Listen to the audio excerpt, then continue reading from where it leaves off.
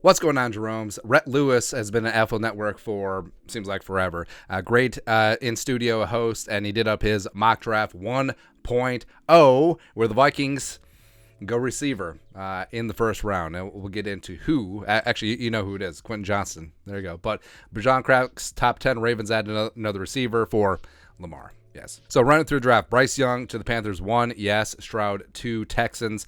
Safe pick, I understand it. Will Anderson. I don't think there's any trades in this draft. So Cardinals probably not going to go quarterback, but you never know. But Will Anderson, like we said, I think people are massively overthinking him. I think that he's going to be a star in this league, and just set it and forget it. You're good to go. Colts, big-time upside, Anthony Richardson, Shane Steichen, the things that he did with Hurts this year, I think will translate a lot with Richardson. Tyree Wilson going to the Seahawks, a pretty popular pick in this regard as Seattle completely overhauls their front seven from last year. Jalen Carter to the Lions. This is going to be a problem. Like, Jalen Carter on the Lions is going to be a problem for a number of years to come. So we'll see. Witherspoon to the Raiders. Interesting that they passed on Will Levis in this spot, but maybe they believe in Jimmy G. I don't know. Miles Murphy goes to the Falcons, upgrading their pass rush. Skoronski stays in Chicagoland, going to the Bears. You probably put him at right tackle. Yeah, I think that'll probably be the play. Or maybe put him at left tackle, flip Borum over. I don't know. They have some things to figure out, but they're starting to get some quality bodies up front. Eagles, so they have the Saints' first-round pick, and this is number 10 overall, and they have the luxury of taking Bijan, where Miles Sanders was really good in the Eagles' offense last year. Bijan is going to be ridiculous, ridiculous, where this happens with running backs is that they get a bonus when you're concerned about the running of the quarterback because it disrupts assignments. Linebackers and defenders have to stay disciplined in their lanes, and it really does open things up for running backs, especially when you run that read option. Everyone has to be a step slower, and Bijan, it's silly. Like, he makes people miss. I think he led FBS in missed and broken tackles, so he's going to be that guy. Will Levis to the Titans. They don't even have to move, and they got the heir apparent for Ryan Tannehill. He heads down just south to Tennessee from Kentucky. Big-time arm. I think sitting a year will greatly benefit him, and obviously they're giving up on Malik Willis, which, I don't know. Can we get Malik Willis for a 6th-round pick? 211 overall, make it happen. Van Ness goes to the Texans. Ironically, he's comped a lot to TJ, like a combination of TJ and JJ Watt. So D'Amico Ryans gets themselves a quality front 7 defender. Paris Johnson to the Jets. Gonzo to the Patriots, starting to thicken up that secondary. Broderick Jones to the Packers. Interesting.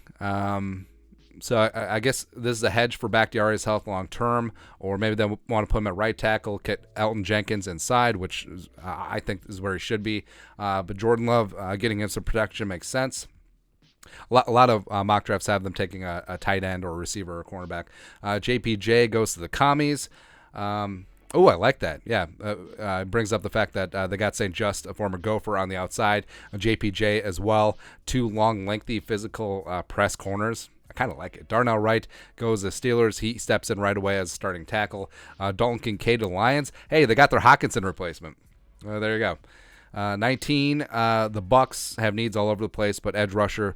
I mean, they used to have one of the best edge rushing duos in the league when Shaq Barrett and JPP were a thing, but now they're replenishing, reloading. Nolan Smith makes sense. Hendon Hooker, hey, Vikings fans, don't have to worry about taking Hooker at 23 because he goes Seattle at 20. Again, luxury of having 2 first-round picks. So Seattle already got – who did they get?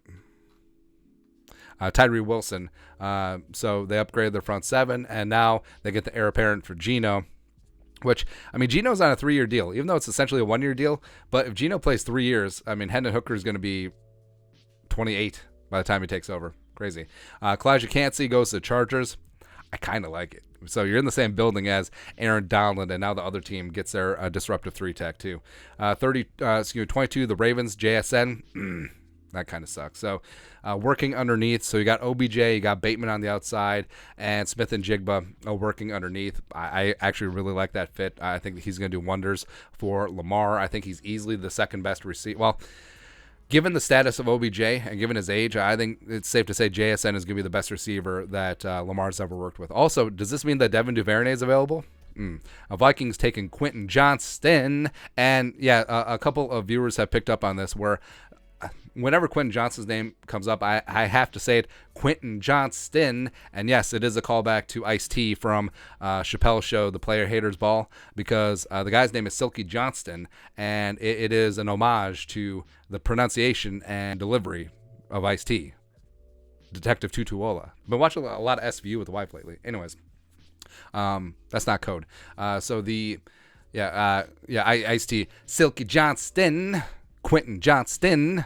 That's right. Hendon Hooker's off the board here, and the Vikings could use some help on defense, but the potential of pairing a big-bodied physical specimen with Justin freaking Jefferson might be too appealing to pass up in this scenario. Johnston has some work to do on his hands, but he offers terrific run-after-catch ability and could alleviate some pressure on Jefferson. And I've said this a bunch. I go back and forth on who I see as wide receiver 2. I love me some JSN. Some days it's Johnston for me at 2. Some days it's Addison. Some days it's Zay Flowers. Ooh, Cody Mauch getting in the first round. Get down, man. I love it.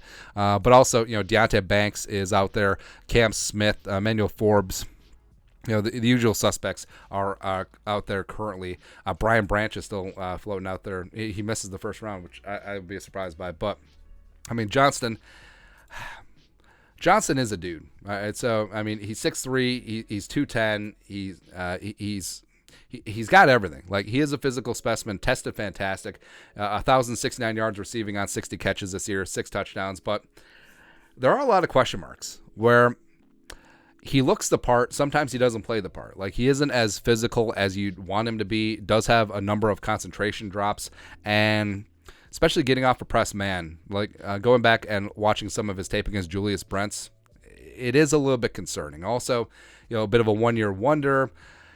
I don't know, man. Like, I fully understand that he's physically impressive. He showed up and showed out against Michigan. Of course, that huge catch and run on the crossing route was a big part of that, and that's what he brings. Like, he is a threat to take it to the house every single time he touches the football, and that's a plus.